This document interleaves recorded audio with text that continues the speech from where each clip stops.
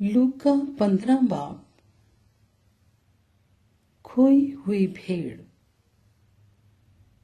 सब महसूल लेने वाले और गुनाहगार उसके पास आते थे ताकि उसकी बातें सुने।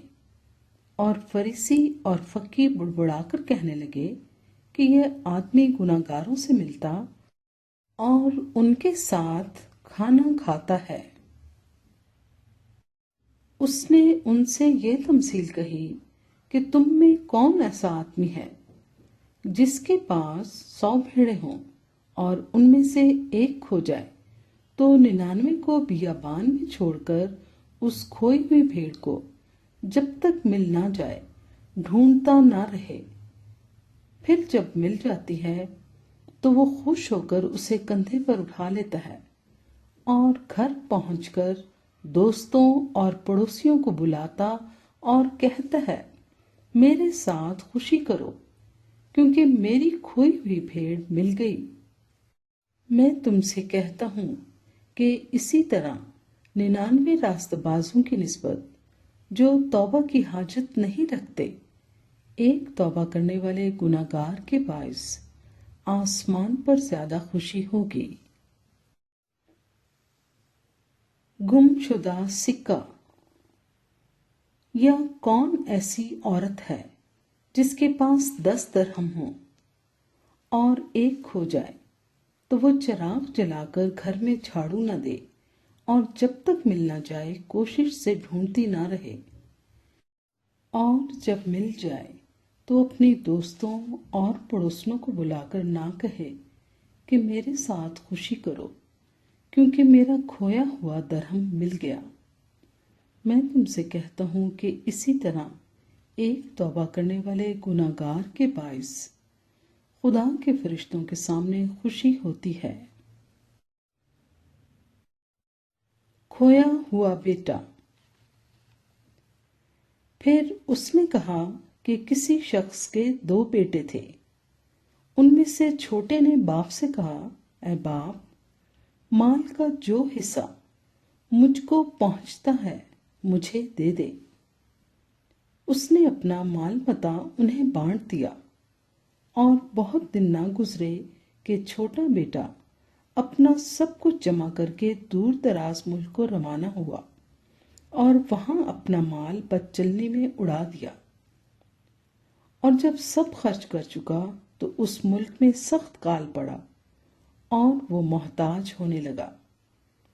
फिर उस मुल्क के एक बाशिंदे के हाथ जा पड़ा।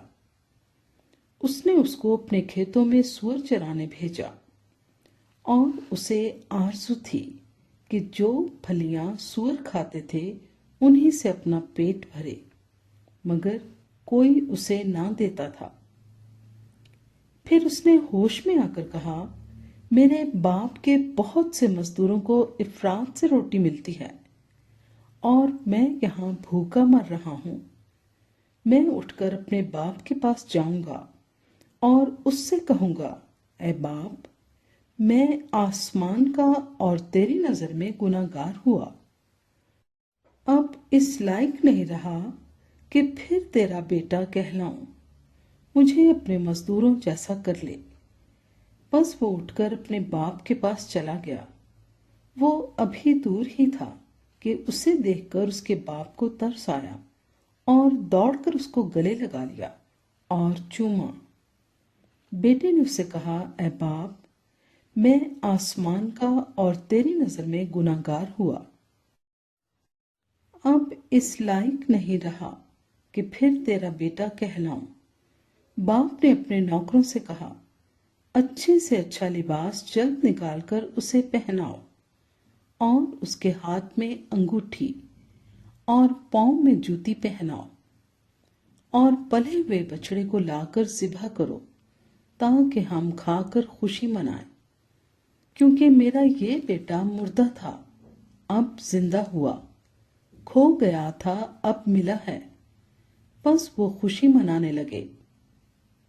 लेकिन उसका बड़ा बेटा खेत में था। जब वो आकर घर के नजदीक पहुंचा तो गाने बजाने और नाचने की आवाज सुनी और एक नौकर को बुलाकर दरियाफ्त करने लगा کہ یہ کیا ہو رہا ہے؟ اس نے اسے کہا، تیرا بھائی آ گیا ہے اور تیرے باپ نے پلا ہوا بچڑا ذبح کرایا ہے، کیونکہ اسے بھلا چنگا پایا۔ وہ غصے ہوا اور اندر جانا نہ چاہا، مگر اس کا باپ باہر جا کر اسے منانے لگا۔ اس نے اپنے باپ سے جواب میں کہا، دیکھ، اتنے برسوں سے میں تیری خدمت کرتا ہوں اور کبھی تیری حکم عدولی نہیں کی، مگر مجھے تو نے کبھی ایک بکری کا بچہ بھی نہ دیا کہ اپنے دوستوں کے ساتھ خوشی مناتا۔ لیکن جب تیرا یہ بیٹا آیا جس نے تیرا مال متا کسبیوں میں اڑا دیا، تو اس کے لیے تو نے پلا ہوا بچڑا ذبح کرایا۔ اس نے اس سے کہا، بیٹا، تو ہمیشہ میرے پاس ہے اور جو کچھ میرا ہے وہ تیرا ہی ہے، لیکن خوشی منانا اور شادمان ہونا مناسب تھا، کیونکہ تیرا یہ بھائی مردہ تھا، اب زندہ ہوا، کھویا ہوا تھا، اب ملا ہے۔